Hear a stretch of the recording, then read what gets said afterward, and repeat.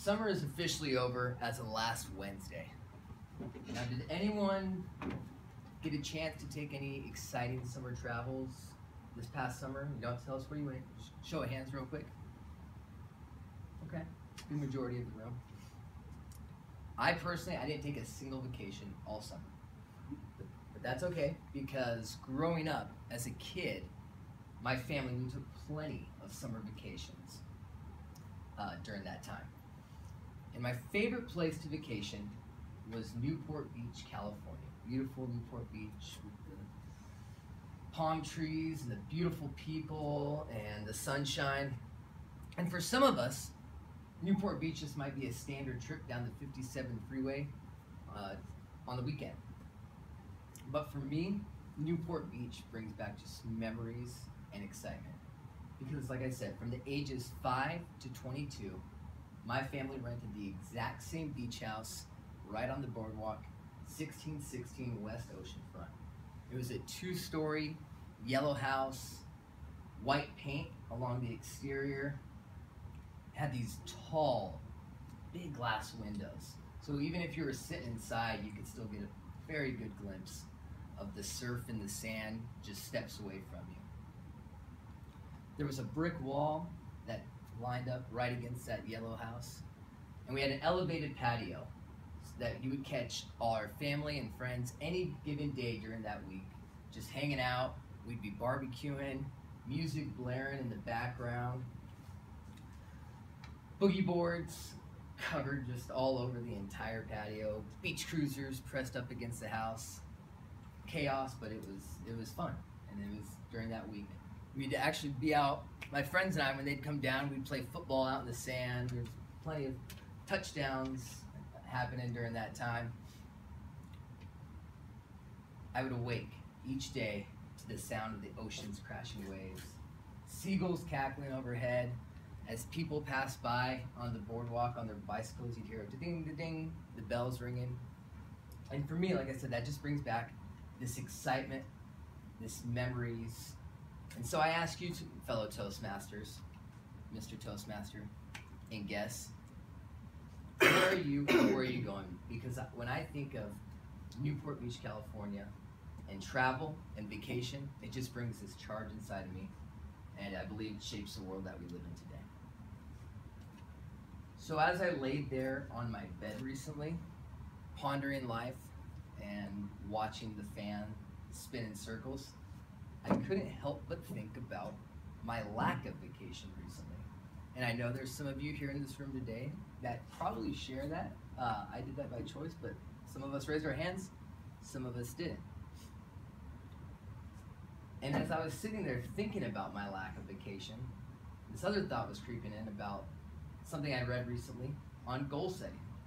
And it was in this author's book by the name of Henrietta Ann Closter, her book called Write It Down and Make It Happen.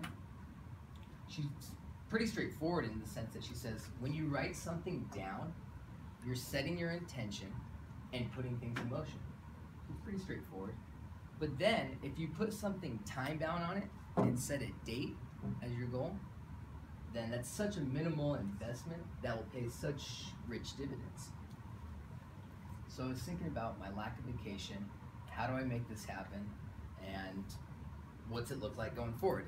So what I did is I thought of 5 places that I haven't been to that I want to go here in the United States, and what does that look like for me? Those 5 places, and how do I make it time bound? So what I did is I wrote 5 places that I would like to go see here in the United States where I've never been.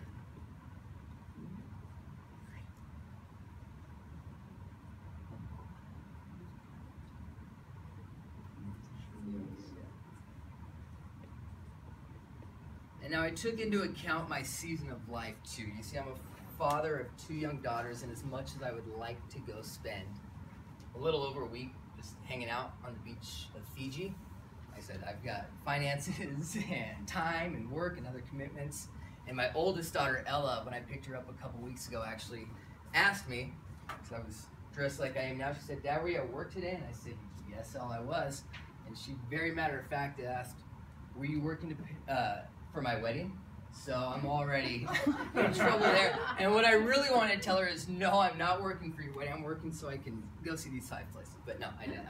I am working for a wedding and prom and all these other things. But so I wrote these 5 down, and then I put a date on each one that I want to go see.